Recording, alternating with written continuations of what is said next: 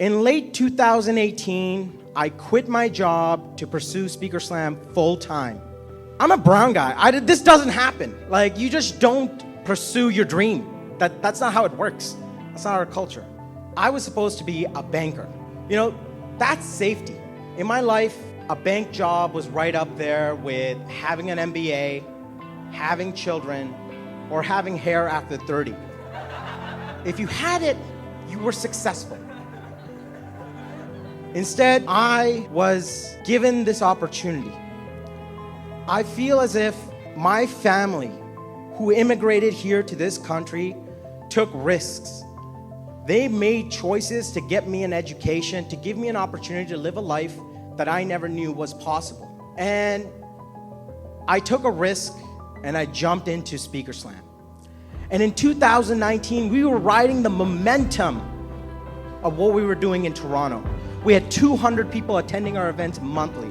We were helping speakers launch their speaking careers, and we were inspiring the community of Toronto. During this entire experience, we had this nagging feeling. How are we going to grow this? We had capacity limits on our venues.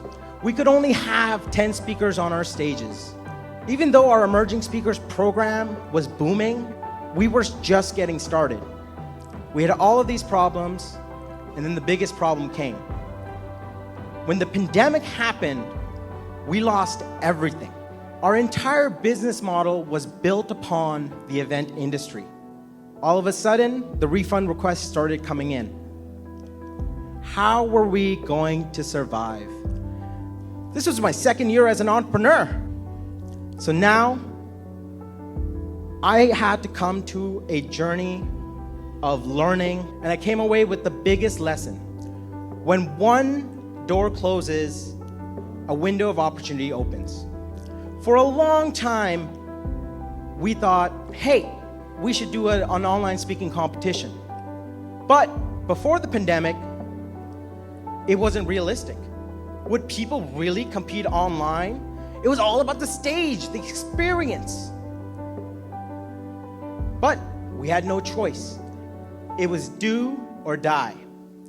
We created the first iteration of the online speaking competition, and 91 people signed up.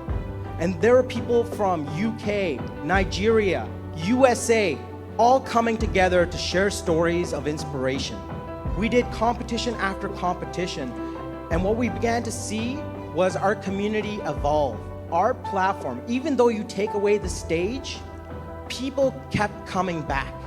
And the reason they kept coming back, because we gave them permission to share their stories. We allowed real life humans to share their stories and connect with each other. The pandemic allowed us to grow and change the way we think. We were constantly stuck in the event cycle, constantly launching, moving on to the next thing. But now the pandemic gave us a time to slow down, and in that opportunity, we made the best of it. We knew we were helping our speakers, but the world didn't know that. That meant we had to rebrand.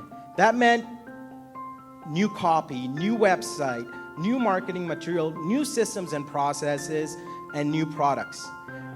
It was a long journey. It wasn't easy.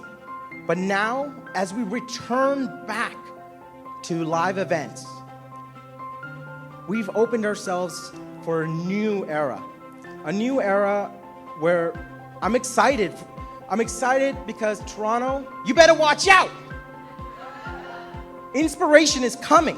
When you run into obstacles, there is opportunity to look at it differently. It's an opportunity to reframe and change the way we think. Just look for the window. For you, it's time to come back stronger. Thank you.